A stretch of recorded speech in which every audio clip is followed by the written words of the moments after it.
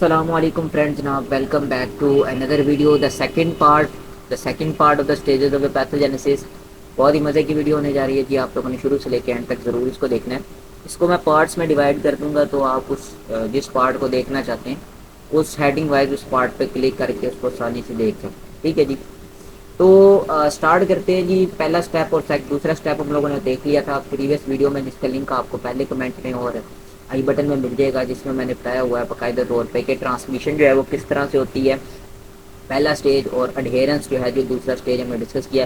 Third step पे आते हैं जी, इन्वेजन। देखिए, जो आपका बेसिकली सबकोटेनियस टिश्यूज होता है जो मेनली उसके अंदर आपको पता है कि कोलेजन फाइबर्स मौजूद होते हैं, हाइलुरोनिक एसिड मौजूद होता है। ठीक है।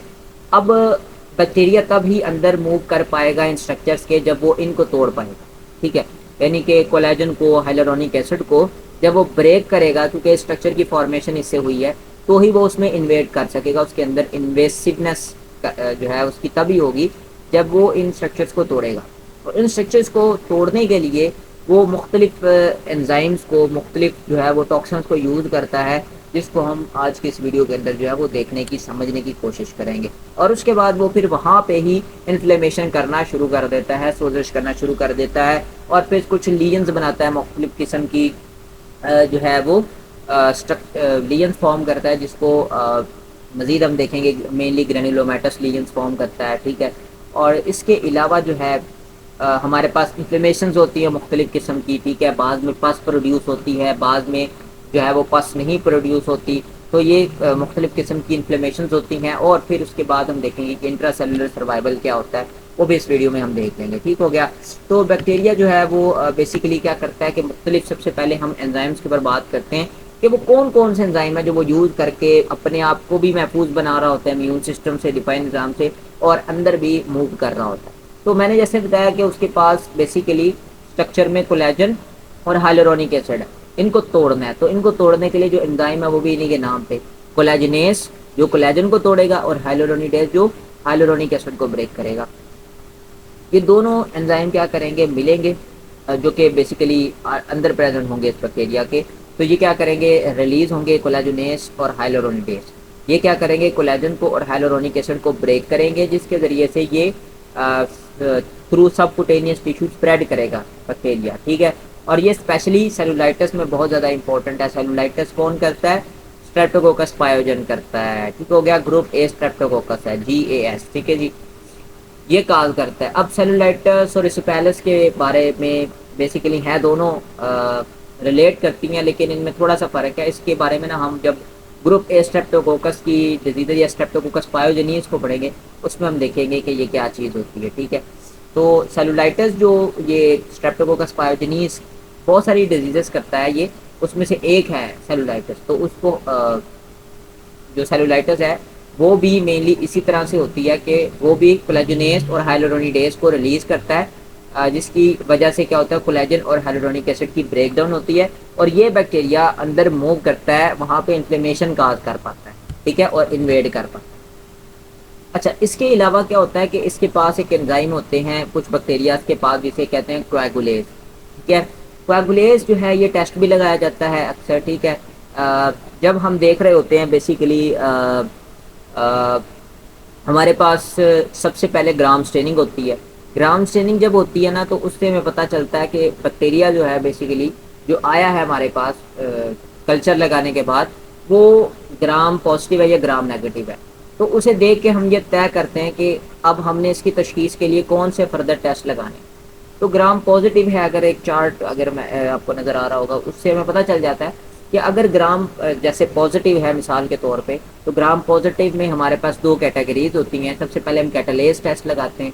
कैटालेज से पता चल जाता है कि ये वाला ग्राम जो है वो बेसिकली आपका जो है वो स्ट्रेप्टोकोकस है या स्टेफाइलोकोकस है। तो अगर कैटालेज पॉजिटिव आ जाता है तो स्टेफाइलोकोकस है। फिर आप देखते हो मजीद के स्टेफाइलोकोकस कौन सा है। ठीक है। अगर आप कहते हो जी ऑरियस है, तो उसके लिए फिर हम कोएगुलेज लगाते हैं। स्टेफिलोकोकस ऑरियस की प्रेजेंस को चेक करने के लिए हम कोएगुलेज लगाते हैं। क्यों? क्योंकि उसके अंदर ये एंजाइम प्रेजेंट होता है, हम उसको चेक कर लेते हैं टेस्ट के अंदर। और अगर नहीं आता तो फिर हम एक अदर पाथवे की तरफ चले जाते हैं, जिसमें हम जो है वो फिर नो बायोसिन वगैरह लगाते हैं। ठीक है। तो दिस इज अनदर थिंग। इसको जो कि इससे रिलेट करती है उसके ऊपर बात करते हैं। तो कैगुलेस क्यों हमने लगाया वहाँ पे, क्योंकि हम देखना चाह रहे हैं स्टेफाइलोकोकस ऑरियस को, और वो एंजाइम उसमें प्रेजेंट होता है और वो क्लॉट फॉर्मेशन करता है। कैसे करता है? ये जो कोएगुलेस एंजाइम है, नाम से पता चल रहा है कि कोएगुलेट करेगा, कोएगुलेस जो है। तो ये एंजाइम आमतौर पर बैक्टीरियाज में, खासतौर स्टेफाइलोकोकस ऑरियस में प्रेजेंट होता है।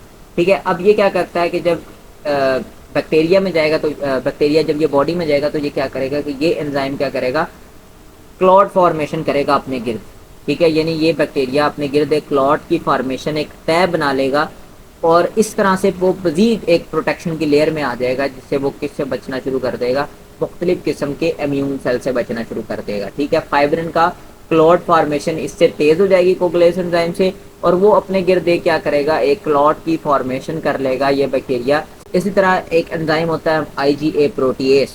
ठीक है, अब एंजाइम है IgA प्रोटीएस। ठीक है, तो ये क्या करेगा, प्रोटी IgA को डिग्रेड करेगा। ठीक है, IgA जो है प्रोटीएस IgA को तोड़ेगा, IgA को ब्रेक डाउन करेगा। ठीक है, और इससे क्या फ़ायदा होगा, इससे ये फ़ायदा होगा कि ये बेसिकली जो बैक्टीरिया होगा, ये जो ऑर्गेनिज्म होगा, माइक्रो ऑर्गेनिज्म होगा, ये आसानी से म्यूकस मेम्ब्रेन से जाके अटैच हो सकेगा। ठीक है, बहुत सारे मशहूर बैक्टीरिया जैसे नेसेरिया गोनेरिया हो गया, हीमोफिलस इन्फ्लुएंजा हो गया, इसके अलावा जो है स्ट्रेप्टोकोकस निमोनिया, ये सारे के सारे बैक्टीरिया IgA प्रोटीएस इनमें मौजूद होता है, जिसके ज़रिए ये उसको डिग्रेड करते हैं। ठीक है, IgA को, और इस तरह वो अटैच होने के लिए उनके लिए एक रास्ता हमवार हो जाता है, भाई आसानी से अटैच हो जाता है। इसी तरह कुछ ल्यूकोसिडीन्स होते हैं बैक्टीरियाज के अंदर। ल्यूकोसिडीन्स का क्या काम होता है, ये ल्यूकोसिडीन्स जो हैं न्यूट्रोफिल हो गए, मेनली आपका जितने भी ल्यूकोसाइट्स हैं उसमें मेनली न्यूट्रोफिल, या उसके अलावा मैक्रोफेजेस जो होते हैं उनको भी ख़त्म करना जो कि इसका काम होता है, ल्यूकोसिडीन्स का काम होता है। ठीक हो गया, यानी कि जब भी कहीं पर बेसिकली बैक्टीरियल इन्फेक्शन होता है बॉडी में, तो हमारे WBCs का काउंट थोड़ा सा बढ़ जाता है रिपोर्ट के ऊपर।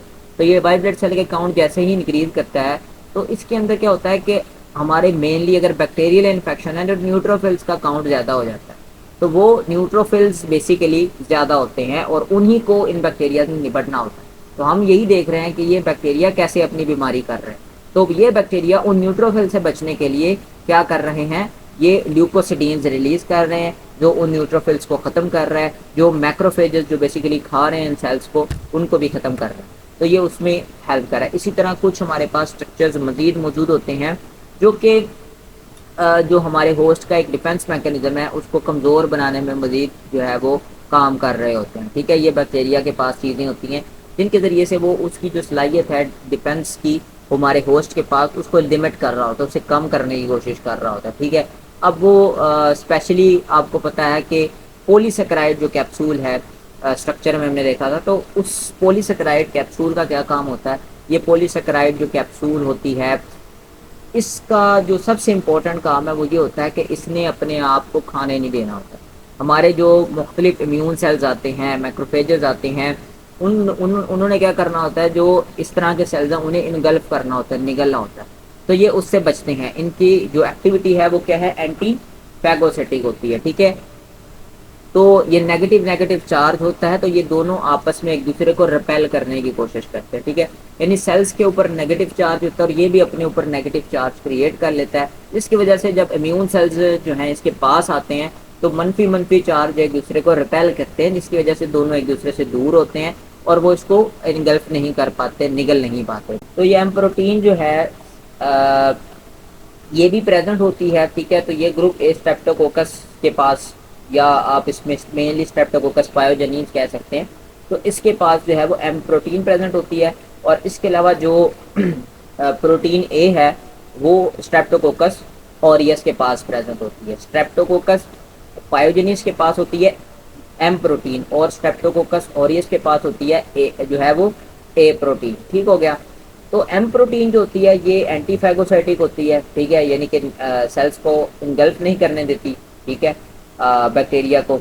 और प्रोटीन ए जो होती है, प्रोटीन ए जो कि प्रेजेंट होती है ऑरियस के पास, वो क्या काम कर रही होती है, उसका ये काम होता है कि वो प्रोटीन इम्यूनोग्लोबुल्स के साथ IgG के साथ जाके अटैच हो जाती है और कंप्लीमेंट सिस्टम को एक्टिवेट नहीं होने देती। आसान लफ्ज़ों में अगर कंप्लीमेंट सिस्टम को समझे तो कंप्लीमेंट सिस्टम एक ऐसा सिस्टम है हमारे दिफाई निज़ाम का जो कि जितने भी ख़राब सेल्स हैं उनको जो है वो उनका सफाया जिस्म से करना उसका काम होता है, और जितने हमारे दफाई निज़ाम के सेल्स हैं उनकी एक्टिविटी को बूस्ट करना जो है वो इसका काम होता है। तो उस कम्प्लीमेंट सिस्टम की एक्टिवेशन को रोकते हैं ये जो बेसिकली आईजीजी के साथ जाके प्रोटीन ए बाइंड करती है, तो उसका ये काम होता है कि वो उसको कम्प्लीमेंट सिस्टम को एक्टिवेट ना होने दे किसी भी तरह से।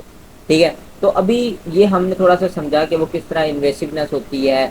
अभी इसमें इन्फ्लेमेशन को अगर हम इसके सेकंड पहलू को डिस्कस करें कि जब ये चले जाता है अंदर मूव कर जाता है इन्वेट करता है, अब इसने इन्फ्लेमेशन करनी है तो इन्फ्लेमेशन ये कैसे करेगा। ठीक है, तो इन्फ्लेमेशन मुख्तलिफ तरह की होती है, बाज़ कुछ होती हैं पायोजेनिक और कुछ होती हैं ग्रैनुलोमेटस। पायोजेनिक जो होती हैं वो फास्ट प्रोड्यूसिंग होती हैं, ठीक है, उसमें फास्ट प्रोड्यूस होती है और उसमें मेन जो प्रीडोमिनेंट सेल्स होते हैं वो न्यूट्रोफिल्स होते हैं। और अगर हम बात करें ग्रैनुलोमेटस इन्फ्लेमेशन की, उसमें जो है वो मैक्रोफेज या हेल्पर टी सेल्स जो हैं ये प्रीडोमिनेट कर रहे होते हैं, ये ज़्यादा मौजूद होते हैं। तो मोस्ट इम्पोर्टेंट जो ऑर्गेनिज्म है इस कैटेगरी के अंदर ग्रैनुलोमेटस इन्फ्लेमेशन के अंदर वो माइकोबैक्टीरियम ट्यूबरक्लोसिस का जो है वो बेसिकली आपका माइक्रो ऑर्गेनिज्म है। ठीक हो गया। सो गाइस इस वीडियो को बिल्कुल इख्तिताम की तरफ लेके जाते हुए जो है वो अभी हम डिस्कस कर लेते हैं आज के इस लेक्चर की लास्ट हेडिंग को। तो क्योंकि आगे हमने एंडोटॉक्सिन एग्लोटॉक्सिन को पढ़ना है तो उसकी डिटेल लेने के लिए हमें फिर इस वीडियो को बहुत ज़्यादा लंबा करना पड़ जाएगा, तो इसलिए ये वीडियो ऑलरेडी काफ़ी लेंथी हो गई है। तो इसलिए अभी हम लास्ट बात करते हैं आज के इस वीडियो की, जो कि है इंट्रासेलुलर सर्वाइवल। ठीक है, इसके ऊपर हम लोग बात करने लगे हैं इंट्रासेलुलर सर्वाइवल के ऊपर। तो चलिए इसको स्टार्ट करते हैं। ठीक है जी, इंट्रासेलुलर जो सर्वाइवल है, अब ये बैक्टीरिया जो है वो अंदर मूव कर चुका है, फॉर एग्जांपल इवेड कर चुका है, इवेड करके कॉलोनाइज हो गया है, अटैक पहले हुआ फिर कॉलोनाइज हो गया, जैसे हमने सारे स्टेप्स देखे। और उसके बाद आपने देखा कि वो किस तरह से अपने आप को मुख्तलिफ एंजाइम्स के ज़रिए से बचा रहा है, इन्वेजन कैसे उसने की है, इन्फ्लेमेशन कैसे की। अब हम ये देखने जा रहे हैं लास्ट पॉइंट पे कि वो सेल के अंदर अपने आप के सर्वाइवल को कैसे मुमकिन बनाता है, क्योंकि सेल में उसका सर्वाइव करना बहुत सारे उसको बेसिकली जो है वो चीज़ों का रुकावटों का सामना होता है जिससे उन्होंने निकलना होता है बैक्टीरिया ने, जैसे कि सर फहरिस्त है लाइसोसोमल एंजाइम्स। ठीक है, लाइसोसोमल जो एंजाइम्स हैं वो डिग्रेडेटिव एंजाइम्स होते हैं, वो ब्रेक डाउन कर देते हैं बैक्टीरियाज को, और ये जो है इस तरह से उसका सर्वाइवल मुमकिन नहीं हो पाता। तो बैक्टीरिया क्या काम करता है कि वो अपने आप को सर्वाइव कर सके, आइए वो देखते हैं। सबसे पहला काम वो ये करता है कि फैगोसोम और लाइसोसोम को आपस में अटैच नहीं होने देता। जो फैगोसोम है ये एक ऐसा पार्टिकल होता है कि जब कोई पार्टिकल माइक्रो ऑर्गेनिज्म जब बॉडी सेल के अंदर मूव करता है तो उसके गिर्द एक लेयर कवरिंग आ जाती है जिसको हम कहते हैं फैगोसोम। ठीक है, उसके अंदर वो क्या रहता है, प्रोटेक्टेड रहता है। तो ये जो प्रोटेक्टेड बेसिकली बैक्टीरिया होगा या उसको हम फैगोसोम बोल रहे हैं उस लेयर के अंदर, तो वो फैगोसोम अगर लाइसोसोम के साथ अटैच हो गया तो उसका नुकसान क्या होगा कि जब वो दोनों आपस में फ्यूज़ करेंगे तो लाइसोसोम के जो एंजाइम्स होंगे ना, लाइसोसोमल एंजाइम, वो सारे के सारे वो उस फैगोसोम के थ्रू बैक्टीरिया को एक्सपोज हो जाएंगे, जिसकी वजह से वो बड़ी आसानी के साथ जो है वो बैक्टीरिया को मार देंगे। तो ये हत्तुल इम्कान कोशिश करता है बैक्टीरिया के फैगोसोम और लाइसोसोम को आपस में फ्यूज़ ना होने दे, मिलने ना दे। दूसरे नंबर पे ये जो लाइसोसोम के एंजाइम है ये एसिडिक एनवायरनमेंट में बहुत अच्छी तरह काम करते हैं। तो अगर फ्यूजन हो भी गई तो बैक्टीरिया क्या काम करता है, हत्तुल इम्कान ये कोशिश करता है कि एनवायरनमेंट को जो है वो न्यूट्रलाइज रखा जाए, एसिडिक कंडीशन ना होने दी जाए, क्योंकि अगर एसिडिक एनवायरनमेंट बन गया अंदर तो ये जो जितने एंजाइम हैं ये ऑप्टिमली काम करेंगे, बहुत बेहतरीन तरीके से काम करेंगे और बैक्टीरिया जो है वो ख़राब हो जाएंगे। तो दे इनहिबिट दी एसिडिफिकेशन। ठीक है, ये एसिडिफिकेशन जो है वो नहीं होने देता ताकि जो लाइसोसोमल एंजाइम है वो किसी तरह से बैक्टीरिया को मार ना सके। ये बहुत इंपॉर्टेंट 2 पॉइंट्स इसके अंदर आ जाते हैं। तीसरे नंबर पे वो क्या काम करता है, अगर ये भी नहीं बन पाता तो वो क्या काम करता है कि चूंकि अब फैगोसोम और लाइसोसोम आपस में जुड़े हुए थे तो अब बैक्टीरिया उनसे बचने के लिए आखिरी हल उसके पास ये होता है कि वो फैगोसोम को क्या कर देता है, एस्केप कर देता है, उसमें से निकल आता है और बाहर साइटोप्लाज्म में आ जाता है जहाँ पे कोई डिग्रेडेटिव एंजाइम मौजूद नहीं होते, तो वहाँ वो उससे बच जाता है।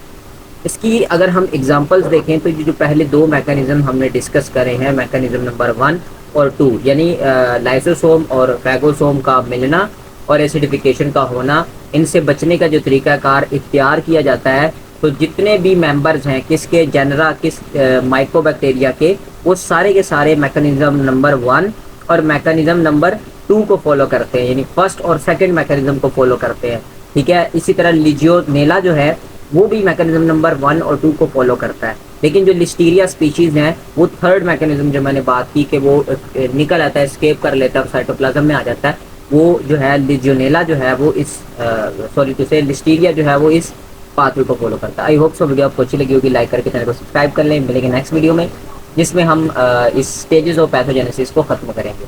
तब तक के लिए इतना ही। अगर आपने अभी तक मेरे चैनल सब्सक्राइब नहीं किया तो सब्सक्राइब कर लेंगे। नेक्स्ट वीडियो में सवाल आपके जहन में कोई तो पूछ ले, कमेंट सेक्शन ओपन है आप लोगों के लिए। Thank you so much.